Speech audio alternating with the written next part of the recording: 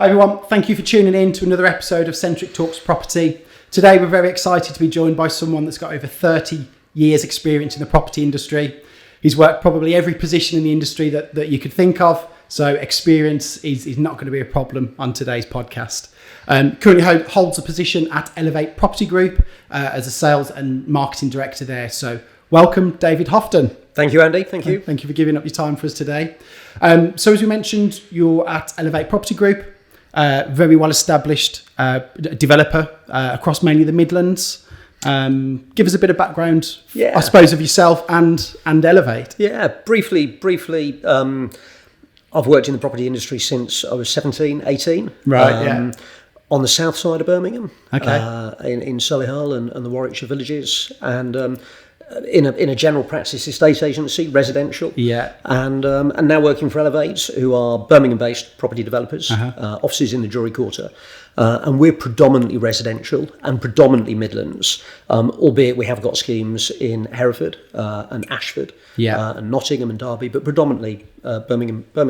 Sounds like you're pushing the boundaries of that Midlands caveat there. We are, but the new sites that we've got coming on board, they're mainly sort of Midlands. They're close to home, which is exciting. Yeah. Some of our schemes have a little bit of commercial, a little bit of retail in, but it's predominantly residential. Yeah. Most of the schemes tend to be a brand new build. Okay. And most of them are sort of city centre and town centre based, sort of regenerating areas in a lot of cases. And some of our schemes recently have been regeneration of existing buildings that have been redundant, and office conversions. And we've got a very exciting one coming up that's a Georgian villa. So takes some skill to retain the character and all the history in the building, as well as I suppose put a contemporary modern twist on it for the end user, which is the demand. So cool. Okay, brilliant. Well, I think today we'd like to cover off a bit of the life of a property developer, what's happened over the last few years and stuff like that. So why don't you, I suppose, first and foremost, 2020 was a massive year, challenging year for everyone. How have you fared through that period, and what kind of challenges have you faced as a developer? We've fared surprisingly well, given what we've had over the last 12 months. Yeah. A lot of the work that we're doing at the moment isn't actually probably going to come online for a year or two. Right. And a lot of things that have been coming to fruition this year, we were working on a year or two ago. A lot of our sites, were sort of pre-sold off plan. And then the sites that we did launch this year were launched in the summer, outside of lockdown. And during that sort of strong bounce back period. So those that we did launch did well. Okay. Did very well. Good. Like everybody else, we've predominantly sort of been working from home. And we've only got a small, very close-knit team. And even when we are in the office, half the team is out on site in the fresh air anyway. So I don't think we've been affected as much as other offices in Birmingham. Yeah, some industries, But our construction teams have had a bit of a rough ride. They had a period where they had a shortage of materials. They had a period where a lot of the construction guys were isolating or having to work slightly compromised at distance. Sure. But we seem to be over that. But the real godsend is that the government has allowed the construction industry to carry on working. And thankfully, they've allowed people to carry on moving house, both renting and buying. And on top of all of that, they've allowed estate agents to carry on operating quite often behind closed doors and quite often remotely, and certainly under very strict COVID measures. But all of those factors combined have kept us going. I think there's something keeps coming up is adapt and overcome.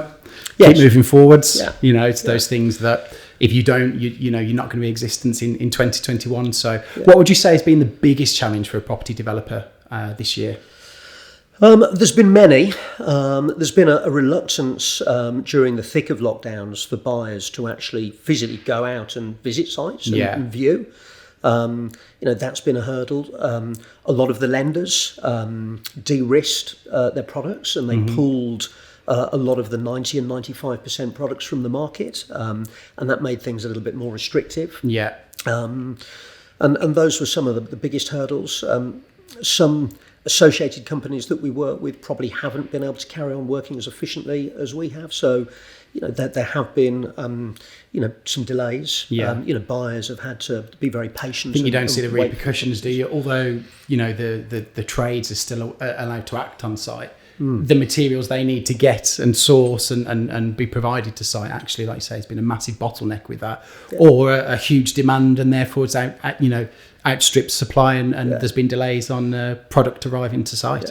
I know there's a big shortage of plaster. There was a big shortage of timber. I did hear that, yeah. But I'm hoping most of that's blown over and we're back on track. And have you seen the costs associated with that driven up due to supply and demand as well? Yeah. A lot of the build costs have risen. Yes. Something we did do with a lot of our sites is, we've encouraged the guys to sort of, will you work weekends? Will you work extra hours? And there's associated try and catch costs. up. Yeah. And a lot of sites where they were put on hold for a month or they have gone slow, in the background, I don't think people appreciate that there's still the financial costs of financing that site, where you've bought the land and you're halfway through a build. Of course. And you've got a build program and a cash flow that you're working towards. Yeah. So managing cash has been paramount. Cash is king. Yeah. Absolutely. So a site you're very active with at the moment, Shelton Court. It's one that's been very well received by the local market. What we've seen of it and what our involvement has been, it's been very much aimed towards the local market, utilising Help to Buy, making it appeal to first-time buyers. Do you want to just give us an overview of why Shelton Court, and your thought process behind that targeted audience, really? Well, just backpedaling slightly, we had a site a year ago in Gloucester, right? Yeah, which was a conversion of a redundant office building that was a Royal Mail building. Okay. So we called it the Post House. Yeah. And that was very affordable. And there were 48 apartments, and they sold incredibly well, predominantly to first-time buyers. Yeah. And on the back of that success, we spotted Shelton and thought we could replicate what we'd done at Gloucester. And 3 or 4 miles up the road from Shelton is Solihull, where we've got a prime site. Prince's Gate. Sure. And the one bedrooms at Prince's Gate were literally $250,000. Yeah. And 3.5 miles down the road in Shelton, we were able to price a scheme up that would allow first-time buyers to enter the market at half that level. Yeah. And enter the market at $130,000. Wow. And to offer that to the market as an affordable product, with big local employers like Jaguar Land Rover on the doorstep, and the airport. You've got the airport just down the road, and Resorts World. Yeah. So some big employers, and being on the Coventry Road and being an easy run into Birmingham city centre, with a good bus route in, to be able to offer that to the market, we were really quite excited about. Yes, yeah. And the market's responded well. Yeah, very well. Good. And I think there's always, from first-time buyers, there's always that price point's just out of my reach, or it's unaffordable for me. So to offer something that, is almost an affordable option in the local market, I think was really, really well executed. So well done, guys. Thank you. Yeah. Obviously, on a number of your sites, you're utilising Help to Buy. We've done a lot with Help to Buy. We think it's a great option for people. What are your thoughts from a developer's angle? In terms of offering Help to Buy and what that scheme does for you as a developer and your end purchasers? It opens up the market massively. Yeah. It allows those people to buy that otherwise wouldn't be able to do so. Sure. It allows those people to buy with just a 5% deposit. So at Shelton, for example, we were promoting, buy with just a £6,500 deposit to allow you to buy at 130. It compared with the cost of renting, buying is massively cheaper because rents locally are so high. So it's just a nice step up for people to get them onto the first rung of the ladder. Absolutely. Yeah, good. And the change is obviously this year in 2021 they've changed Help to Buy slightly in terms of putting the cap on the loan value almost. So 255,000 in the Midlands is the cap. Will that affect any of your sort of pricing models moving forward? Do you have to take that into consideration? Yeah, we did an analysis of all of our past sites that we'd sold over the last 2-3 years, looking at who'd bought offers with Help to Buy and looking at who was a first-time buyer and who wasn't a first-time buyer. Yeah, okay. Because if you're not a first-time buyer, you can no longer use it under the new scheme. And then we looked at who had bought with Help to Buy above the threshold.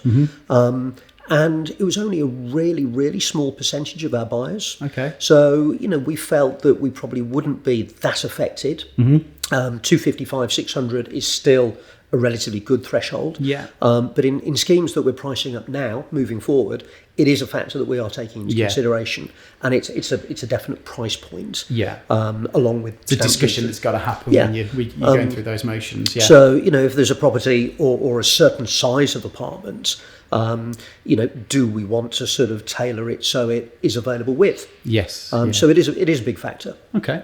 Good.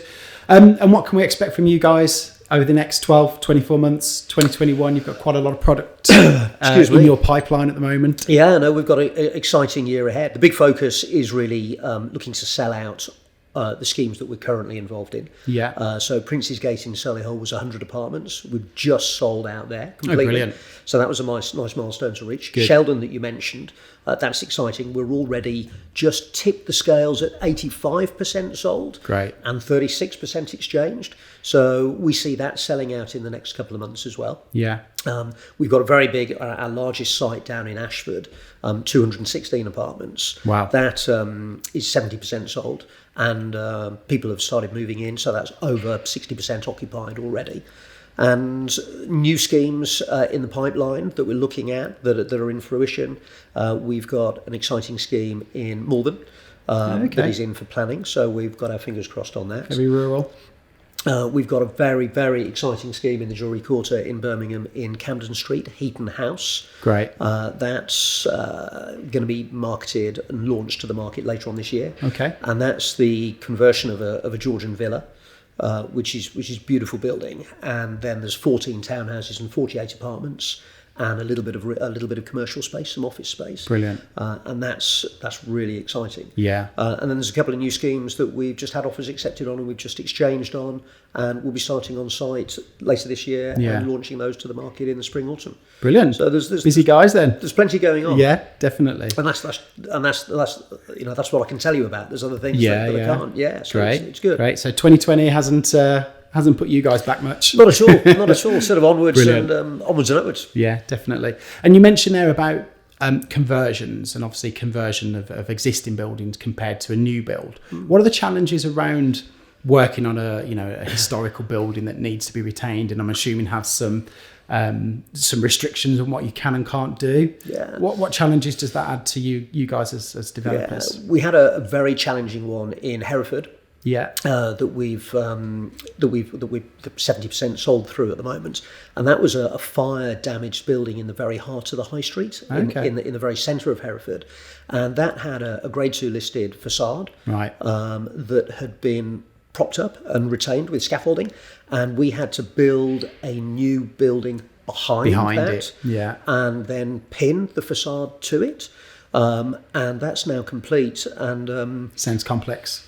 Very complicated, but the locals are just very, very pleased to see a beautiful building back. I mean, you see these buildings, don't you, that have had some kind of fire damage or have just eroded over the years. And like you say, they're pinned up, they've got scaffolding on. Most of the time that, they're pretty ugly to look at. So people like you guys coming in and actually restoring them, retaining the facade, keeping that fitting in with the high street, keeping in with the culture of the location is important. But a lot of the buildings that are being converted, they're very solid, very well built. Mm-hmm. And then when they have the benefit of new utilities and new services and new windows and new roofs and new insulation. It's a question I was going to ask, actually. What do you see, and you might be a bit biased, but as the benefits for people buying a new build versus a second-hand property? There's a lot of sort of things that come with a new build that people might not be aware of. Yeah, sometimes with a conversion, you can have a slight compromised layout, but with a conversion quite often high ceilings and solid construction, and quite often sometimes grounds and gardens. Yes. But with a brand new build, a brand new design, a brand new build, brand new services, utilities, everything you'd expect. Yeah, and they get the benefit from 10-year new home warranties. Yeah. All the appliances are brand new, obviously, so they're getting 12 to 2 years sometimes warranty on those from the providers. So whether it's a conversion or whether it's a brand new build, people will still get the same Elevate spec that we're known for, and people will still get the same warranties. And even with a new building, Comes with all the certificates and guarantees and warranties. So I see it a bit as almost future-proofing. So we'll talk about consumer trends in a minute, but at least if you're buying a new build, the spec is up to current regulations. The wiring's all set, and again, you've got that comfort knowing that there's some warranty and some fallback should anything go wrong. So I think for those people who are a bit nervous around buying a property and for all those things that can be quite specialist and quite worrying, I think having all those warranties and all the specifications up to speed. I think with all of our properties, you're getting a 250-year lease, which is very reassuring. You're getting a very minimal ground rent. Which is good. You're getting a 10-year warranty. You're getting a period whereby you've got a contractor on site to do any touching up.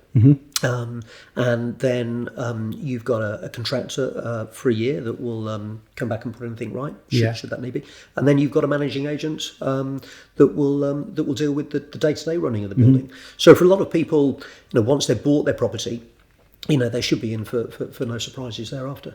Brilliant. So there's a lot of comfort there. So moving on to consumer trends then, or purchaser trends, what have you seen over the last couple of years, maybe the new things that purchasers are looking for and you're having to adapt and squeeze that into your model? A lot of people very conscious on sort of broadband and broadband speeds and fibre optic, and they want to stream movies and they want to work from home. So that's become very apparent that buyers are asking for. Also, over the last year with home working, a lot of people are looking for that dedicated sort of workspace.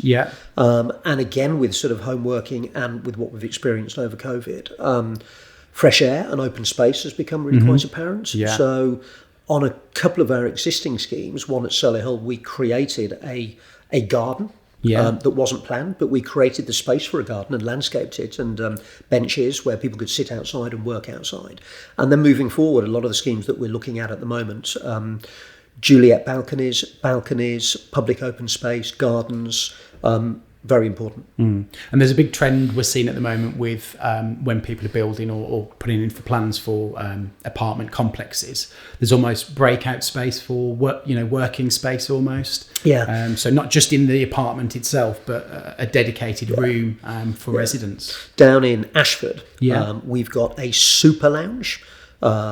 And it sounds exciting. Beautifully kitted out. There's a concierge. There's tables, chairs. There's soft sofas. There's workstations. There's a communal Wi-Fi, and the people that have moved into the building already love it. Absolutely love it. It's great. And the super lounge opens out onto the garden, and equally there's benches, there's tables, there's seating.